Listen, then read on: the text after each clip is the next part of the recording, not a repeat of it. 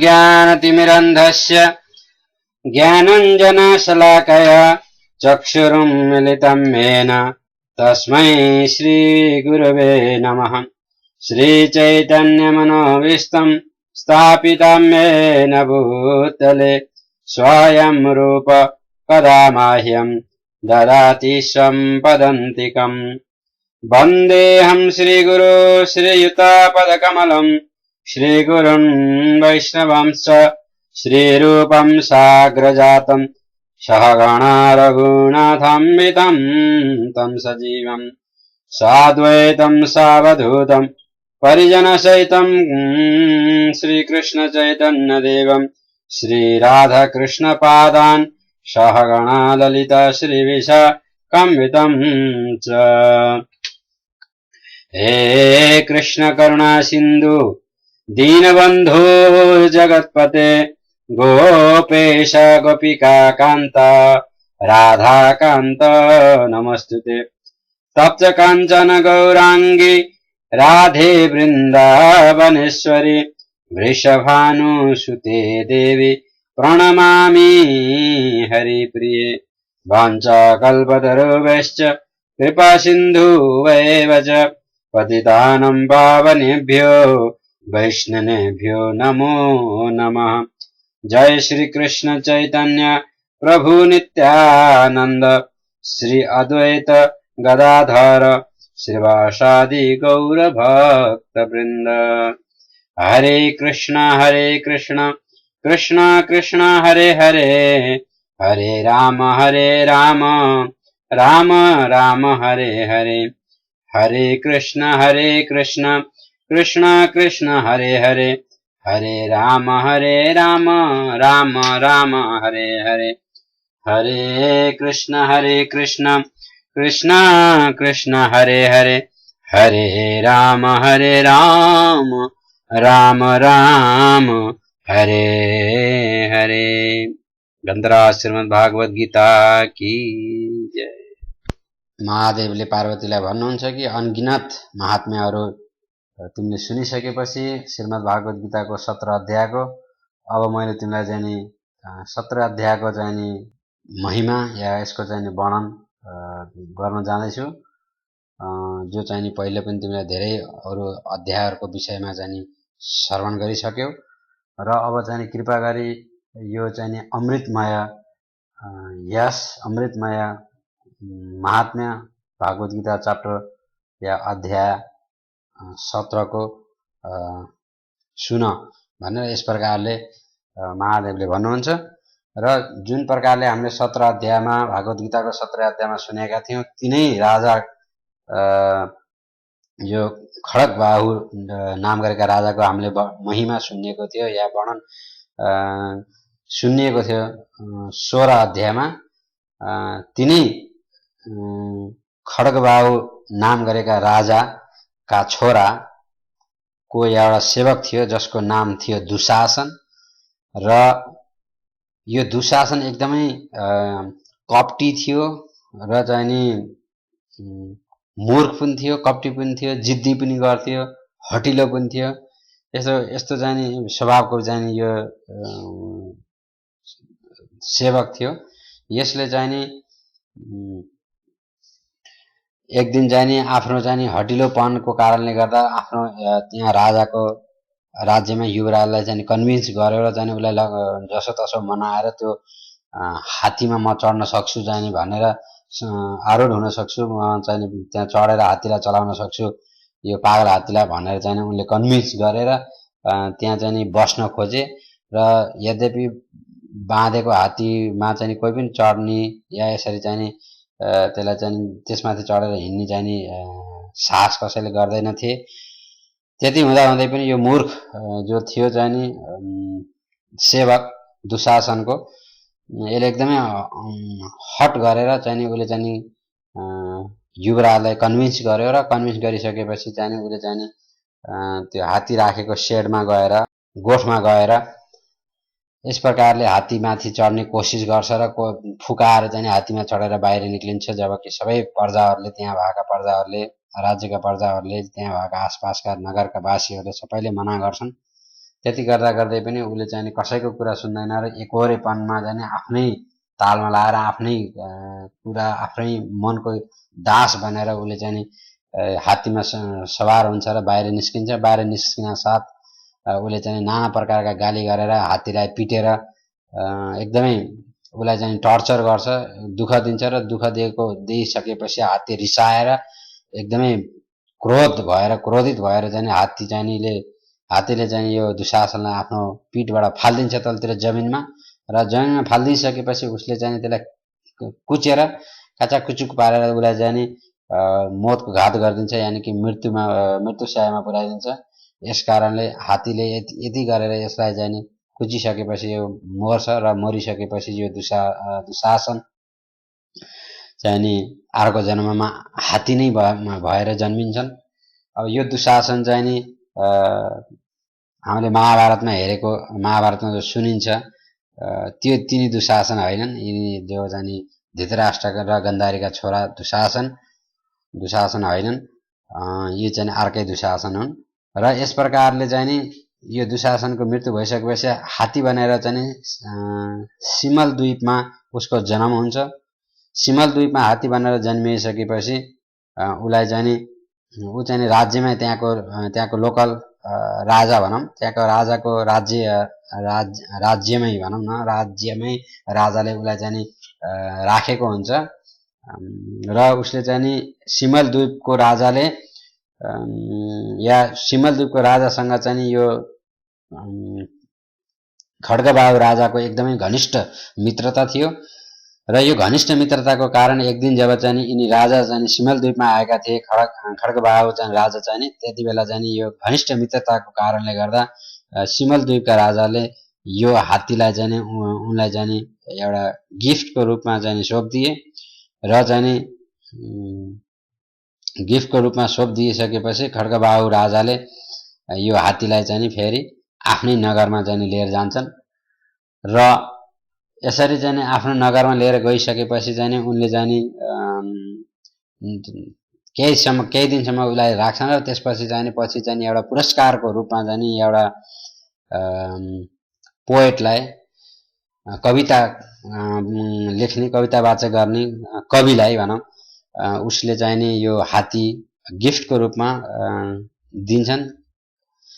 त्यति गरिसकेपछि यो चाहिँ कवि चाहिँ असाध्यै प्रसन्न भएर खुसी भएर राजाले यसरी हात्ती दिएको प्रसन्नतामा ऊ चाहिँ एकदमै प्रफुल्लित हुन्छ, एकदमै खुसी हुन्छ र यो हात्तीलाई लिएर चाहिँ उसले चाहिँ घर जान्छ। घर गइसकेपछि केही समयपछि उसले चाहिँ यही हात्तीलाई चाहिँ 100 स्वर्ण मुद्रामा मलवाका राजालाई बेचिदिन्छ राज्यमा गएर। त्यसपछि चाहिँ यो केही समयपछि चाहिँ त्यो हात्तीलाई चाहिँ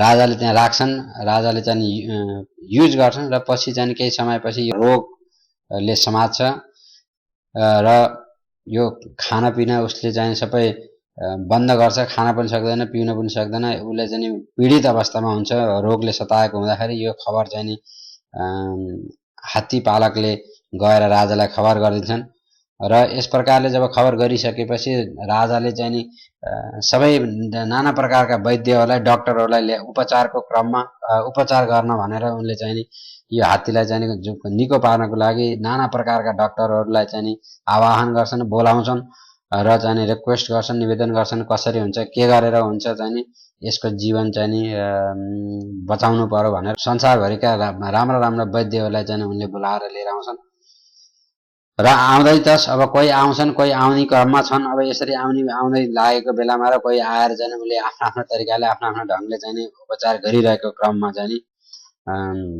उसको हालत चाहिँ दिन प्रतिदिन चाहिँ वर्स भन्दा वर्स एकदमै क्रिटिकल हुँदै गएको अवस्था हुन्छ र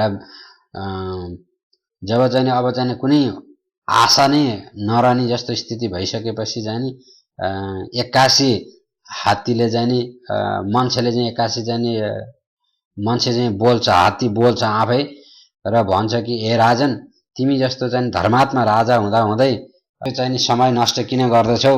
तिमीलाई त यो ज्ञान हुनुपर्छ, ज्ञात हुनुपर्छ, तिमीलाई त यो सबै कुरो थाहा छ, तिमी त वेदका ज्ञाता छौ, शास्त्रका ज्ञाता छौ। त्यसो हुँदाखेरि अब यो सबै चाहिँ समय नष्ट गरेर यी डाक्टरहरू बोलाउने दुनियाँभरका यो नाटक गर्ने चाहिँ र यी औषधि खाने यो कुनै यो काम लाग्दो कुरो होइन।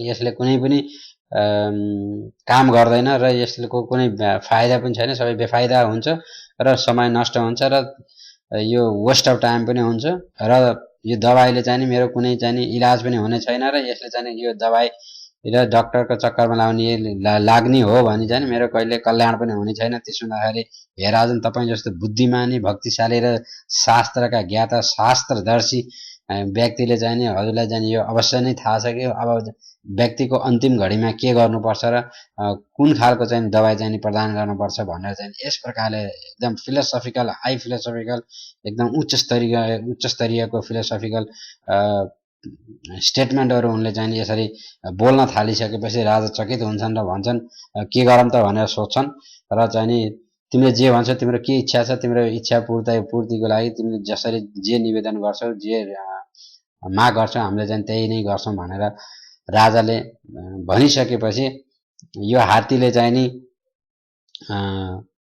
उसले भन्छ कि अब मेरो चाहिँ कुनै पनि सम्भावना छैन, जिउने सम्भावना छैन चाहिँ नि। अब मेरो चाहिँ दिन प्रतिदिन चाहिँ सास सकिँदै गएको छ र चाहिँ मैले कुनै क्षण पनि मैले देह छोड्न सक्छु। त्यसो हुँदाखेरि हे राजन, हजुरले चाहिँ कृपा गरी मलाई चाहिँ यदि मेरो चाहिँ कल्याणै चाहनुहुन्छ र मेरो उद्धारै चाहनुहुन्छ भने तपाईले चाहिँ यस्तो व्यक्ति खोज्नुहोस् जसले चाहिँ नि जुन भक्तले चाहिँ सधैँभरि 17 अध्याय भागवत गीताको चाहिँ पाठ निरन्तर रूपमा गरिरहेको छ, त्यस्तो व्यक्ति खोज्नुहोस् र त्यस्तो व्यक्तिलाई यहाँ ल्याएर मलाई चाहिँ पाठ गराएर त्यो जल छर्काउनुहोस् र त्यति गरे मेरो चाहिँ कल्याण हुनेछ। त्यहाँभन्दा चाहिँ अरू अभिलाषा पनि छैन र त्यसको अलावा अरू कुनै साधन, अन्यत्र साधन पनि छैन र कुनै बेनिफिसियर हुनेवाला पनि ज्ञानले या अरू कुराहरूले केही लाभ हुनेवाला पनि छैन। यो समय नष्ट नगर्नुहोस् भनेर यसरी आज्ञा गरी रिक्वेस्ट गर्छन् र हात्तीले जो निवेदन गरिसकेपछि राजाले चाहिँ तुरुन्तै एउटा एकदम नाम गरेका भक्त, कृष्ण भक्तलाई चाहिँ उनले चाहिँ बोलाउँछन् र चाहिँ 17 अध्याय भागवत गीता चाहिँ पाठ गर्न लगाउँछन् उनको सामने। यस प्रकारले यो भक्तले 17 अध्यायको भागवत गीताका श्लोकहरू पाठ गर्दै पानी चाहिँ उसको यो हात्तीको शिरमा चाहिँ छर्किँदै गर्न थालिसकेपछि हात्तीले चाहिँ यो हात्तीपनको शरीर त्याग्छ र चाहिँ त्यही शरीर चाहिँ चतुर्भुज रूपमा परिवर्तन हुन्छ र यसरी चतुर्भुज रूपमा स्वयं भगवान विष्णुको जस्तो रूप चाहिँ भइसकेपछि, परिणत भइसकेपछि, स्वरूप मुक्ति प्राप्त भइसकेपछि चाहिँ त्यहाँ हेर्दा हेर्दै केही क्षणमै आकाश मार्गबाट चाहिँ पुष्प विमान आउँछ र चाहिँ जब उनी आरूढ हुनेवाला थिए, यानी कि जब चाहिँ वैकुण्ठ धामतिर प्रस्थान गर्नेवाला थिए, त्यही अवस्थामा राजाले सोध्छन् यिनलाई चाहिँ यो हात्तीलाई सोध्छन् कि यो कसरी सम्भव भयो, यो चाहिँ किन चाहिँ यो चाहिँ यो कसरी तिमी चाहिँ यो हात्ती भयो, के कारणले चाहिँ भनेर चाहिँ यो के को परिणाम थियो र के कारणले चाहिँ यसरी हात्ती भयो भनेर चाहिँ सोद्धाखेरि चाहिँ दुशासनले चाहिँ आफ्नो पूर्व जन्मको सबै बारेमा वृत्तान्त बताइदिन्छन् र चाहिँ यसरी बताइसकेपछि र आफ्नो पूर्व जन्मको बारेमा बताइसकेपछि र भागवत गीता 17 अध्यायको महिमा चाहिँ अब राजाले पनि जानिसके। अब यो सबै ज्ञान भइसकेपछि चाहिँ वैकुण्ठ धामतिर प्रस्थान गर्छन्। हात्ती चाहिँ वैकुण्ठ धामतिर प्रस्थान गर्छन्, जो दुशासनको नाममा चिन्नेका थिए, जानिएका थिए। त्यसपछि यी मल्लका राजाले पनि त्यो दिनदेखि चाहिँ रेगुलरली दिन प्रतिदिन उनले पनि यो 17 अध्याय श्रीमद् भागवत गीता पाठ गर्न थाल्नुभयो र चाहिँ उनका प्रजाहरूले पनि यस प्रकारले पाठ गर्न थाले र यसै गरी समय बित्दै गयो र अन्तमा भगवान श्री कृष्णको चरणमा यिनीहरूले स्थान प्राप्त गर्छन् र राजाले र सबै सम्पूर्ण प्रजाहरूले पनि भगवान श्री कृष्णको कृपा पात्र बन्न पुग्छन् र यसरी चाहिँ भगवानको कृपा प्रसाद प्राप्त गर्छन् र हामी सबैले र हजुरहरू सबैले पनि अब यो सुनेर चाहिँ हजुरले निश्चित रूपमा यसको चाहिँ एडभान्टेज लिनु होला, यसको फाइदा लिनु होला भन्ने आशा गर्दै अब हामी चाहिँ नि यो विशेष र यस्तो महत्त्वपूर्ण, यस्तो चाहिँ रहस्यमय श्लोकाको श्रवण गर्नलाई अब हामी 17 अध्यायतिर लाग्छौं। पहिला चाहिँ हजुरहरूले चाहिँ नि अब जाने पाठ गर्नुहोस्, नजाने सके पढ्नुहोस्, नसके श्रवण मात्रै गर्नुभयो भने पनि हजुरको कल्याण हुनुहुन्छ र हजुरको मात्रै हैन, हजुरका 7 पुस्ताको कल्याण हुन्छ भनिएको छ कि एउटा चाहिँ नि आफ्नो मावलापट्टिको 7 पुस्ताको कल्याण हुन्छ भने एउटा ससुरालपट्टिको चाहिँ नि 7 पुस्ताको कल्याण हुन्छ र एउटा चाहिँ नि आफ्नो बाउपट्टिको 7 पुस्ताको कल्याण हुन्छ भनेर शास्त्रमा उल्लेख छ। त्यसो हुँदाखेरि यसको चाहिँ नि एडभान्टेज लिनु होला। अब चाहिँ नि 17 अध्यायका भागवत गीताको श्लोक श्रवण गर्नतिर लागौं। अध्याय 17 श्रद्धाका प्रकार। प्रकृतिका 3 गुणहरूबाट 3 प्रकारका श्रद्धाहरू उत्पन्न हुन्छन्। रजोगुण र तमोगुणमा श्रद्धा गरेर सम्पन्न गरिएका कर्मबाट केवल अस्थायी किसिमका भौतिक फल मात्र प्राप्त हुन्छन्, तर शास्त्रीय आदेशको अनुसरण गर्दै सतोगुणमा रहेर सम्पन्न गरिएका कर्मले हृदयलाई शुद्ध बनाउँछन् र भगवान श्रीकृष्णप्रति शुद्ध श्रद्धा र भक्ति उत्पन्न गराउँछन्। अर्जुन उवाच ये शास्त्रं विधिमुत्सृज्य यजन्ते श्रद्धयान्विता तेषां निष्ठा तु का कृष्ण सत्तमाहो रजस्तम। अर्जुनले भने, हे कृष्ण, शास्त्रका नियमहरूको पालन नगरी आफ्नै कल्पना अनुसार पूजा गर्नेहरूको स्थिति सतोगुणी, रजगुणी वा तमोगुणी कस्तो हुन्छ? श्री भगवान उवाच त्रिविधा भवति श्रद्धा देहिनं सा स्वभावजा सात्विकी राजसी चैव तामसी चेति ताम शृणु। भगवानले भन्नुभयो, देहधारी जीवले आर्जन गरेको गुण अनुसार उसको श्रद्धा पनि सत्वगुणी, रजोगुणी र तमोगुणी गरे 3 प्रकारको हुन्छ। अब यसबारे मबाट सुन। सत्वानुरूप सर्वस्य श्रद्धा भवति भारत, श्रद्धा मयोऽयं पुरुषो यो यश्रेयस एव स। हे भरतपुत्र, विभिन्न गुण अन्तर्गत आफ्नो अस्तित्व अनुसार मानिसले एउटा विशेष प्रकारको श्रद्धा हुर्काएको हुन्छ। त्यो विशेष श्रद्धा पनि उसले आर्जन गरेका गुण अनुसार यानी कि गुण अनुसारकै हुन्छ। यजन्ते सात्विका देवान् यक्षरा शांसी राजसा प्रेतान् भूतगणश्चान्ये यजन्ते तामसा जना। सत्वगुणी व्यक्तिहरू देवताको पूजा गर्दछन्,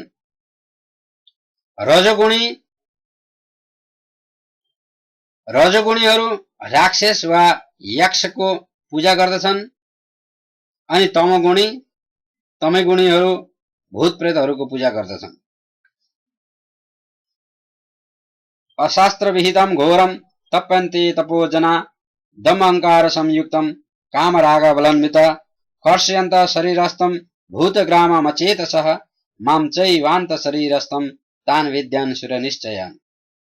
जो दम्भ र अहंकारले अभिभूत भएर शास्त्र विरुद्ध कठोर व्रत एवं तपस्या गर्दछन्, जो काम र आसक्तिद्वारा प्रेरित छन् र जो भौतिक शरीर तथा शरीर भित्र रहने परमात्मालाई कष्ट दिन्छन्, त्यस्ता मूर्खहरू असुर कहलाउँछन्।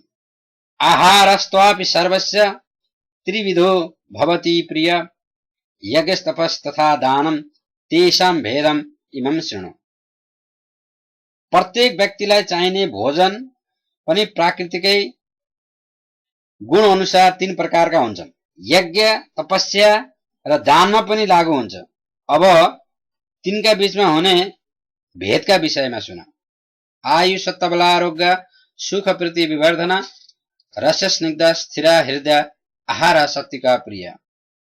जुन भोजनले आयु बढाउँछ, जीवनलाई शुद्ध पार्छ, बल, स्वास्थ्य, सुख तथा तृप्ति प्रदान गर्दछ, त्यस्तो भोजन सत्वगुणी व्यक्तिहरूलाई मन पर्छ। यस प्रकारको भोजन रसमय हुन्छ, स्निग्ध हुन्छ, हितकारी र स्वास्थ्यप्रद हुन्छ र हृदयलाई आनन्द दिने खालको हुन्छ। कटम्ल लवण तीक्ष्ण रुक्ष विदाहिन आहारा राजसश्रेष्ठ दुख शोक माया प्रदा। अत्याधिक तीतो, अमिलो, नुनिलो, तातो, पिरो, सुक्खा तथा जलन उत्पन्न गराउने भोजन रजोगुणी व्यक्तिलाई मन पर्छ। यस्तो भोजनले दुख, शोक तथा रोग उत्पन्न गराउँछ। यातयामं गतरतं पुति पर्युषितं च यत् उशिष्टम अपि चामेभ्य भोजनम तामस प्रियम। खानुभन्दा 3 घण्टा पहिले पकाइएको स्वाद, यानी कि खानुभन्दा 3 घण्टा पकाइएको, स्वाद हराएको, बिग्रिएको, सडेको र जुठो तथा अस्पृश्य खानेकुरा तमोगुणी मानिसलाई प्रिय लाग्दछ। अफलाकांक्षी वीर्यज्ञ विद्युदृष्टो ययुज्यते इष्टव्यमेवति मन समाधाय सात्विक। फलको इच्छा नराखी केवल कर्तव्य सम्झेर शास्त्रका निर्देशन अनुसार गरिने यज्ञ नै सात्विक यज्ञ हो। अभिसन्धायतु फलम दम्भार्थम अपि चैव यत् इज्यते भरत श्रेष्ठ तम यज्ञ विद्धि राजसम। हे भरत श्रेष्ठ, अहंकार तृप्तिका लागि कुनै भौतिक लाभको इच्छा राखेर गरिने यज्ञ राजसी हो भन्ने जान। विधिहीनम अशिष्टान्नम मन्त्रहीनम अदक्षिणम श्रद्धाविरहितम यज्ञम तामसम परिचक्षते। शास्त्रीय निर्देशनको प्रवाह नगरी, प्रसाद वितरण नगरी, वैदिक मन्त्रहरूको उच्चारण नगरी र पुरोहितलाई दक्षिणा नदी श्रद्धारहित ढंगले गरिने यज्ञलाई तामसी यज्ञ भनिन्छ। देव द्विज गुरु प्रज्ञा पूजनम शौच आर्जवम ब्रह्मचार्य अहिंसा च शरीरम तप उच्यते। परमेश्वर, ब्राह्मण, गुरु, मातापिता आदि गुरुजनहरूको पूजा गर्नु र पवित्रता, सरलता, ब्रह्मचार्य र अहिंसाको पालन गर्नु शारीरिक तपस्या हो। अनुदेग करम वाक्यम सत्यम प्रिय हितम च यत् स्वाध्यायाभ्यासनम चैव वाङ्मय तप उच्यते। साँचो, प्रतिकार, हितकारी तथा अरूलाई शुद्ध नपार्ने वचन बोल्नु र वैदिक साहित्यको नियमित स्वाध्याय गर्नु वाणीको तपस्या हो। मन प्रसाद सौम्यत्वम मौनमात्मा विनिग्रह भाव संशुद्धिरित्येतत् तपोमान समुच्यते। संतोष, सरलता, गंभीर्यता, आत्मसंयम र जीवनको शुद्धता यी सबै मनका तपस्या हुन्। श्रद्धया परया तप्तम तपस्तत् त्रिविधम नरे अफलाकांक्षी विरयुक्तै सात्विकम परिचक्षते। भौतिक लाभको चाहना नभएका र सधैँ परमेश्वरकै चिन्तनमा तल्लीन रहेका मानिसहरू या मानिसहरूद्वारा दिव्य श्रद्धा सहित सम्पन्न गरिने यी 3 प्रकारका तपस्यालाई सात्विक तपस्या भनिन्छ। सत्कारमान पूजार्थ ततोदम्भेन चैव यत् क्रियते तदिह प्रोक्तम राजसम चलमध्रुवम। आदर सम्पन्न र पूजा पाउनका लागि अहंकार पूर्वक सम्पन्न गरिएको तपस्यालाई राजसी तपस्या भनिन्छ। यस्तो तपस्या क्षणिक र अस्थिर हुन्छ। मूढग्राहेणात्मनो यत् पीडया क्रियते तप परस्वादनार्थम वा तत्ताम समुदाय हेतम। मूर्खतावश आफैलाई पीडा दिएर अरूलाई हानि पुर्याउन वा अरूको विनाश गर्नका लागि जुन तपस्या गरिन्छ त्यसलाई तामसिक तपस्या भनिन्छ। दातव्यम इति यद्दानं दीयते नुपकारिणे देशे काले च पात्रे च तद्दानं सात्विकं स्मृतम्। जुन दान कुनै प्रतिपकारको आशा नराखी केवल कर्तव्य सम्झेर ठिक ठाउँमा ठिक समयमा र उपयुक्त पात्रलाई प्रदान गरिन्छ त्यो दानलाई सात्विक दान मानिन्छ। यति प्रतिपकारार्थ फलमुद्दिश्य पुनः दीयते च परिक्लिष्टं तद्दानं राजसं स्मृतम्। सट्टामा केही पाउने आशा राखेर वा कर्मफलको इच्छा राखेर मन नलागी दिने जो दान हुन्छ त्यस्तो दानलाई राजसी दान भनिन्छ। आदेश काले दानम अपात्र भ्यस दीयते असत्कृतम अवज्ञातम तत्ताम समुदाय हेतम। अपवित्र स्थानमा अनुचित समय कुनै अयोग्य व्यक्तिलाई राम्रोसँग ध्यान नदिई र आधार नगरिकन दिएको जो दान हुन्छ त्यस्तो दानलाई तामसी दान भन्दछन्।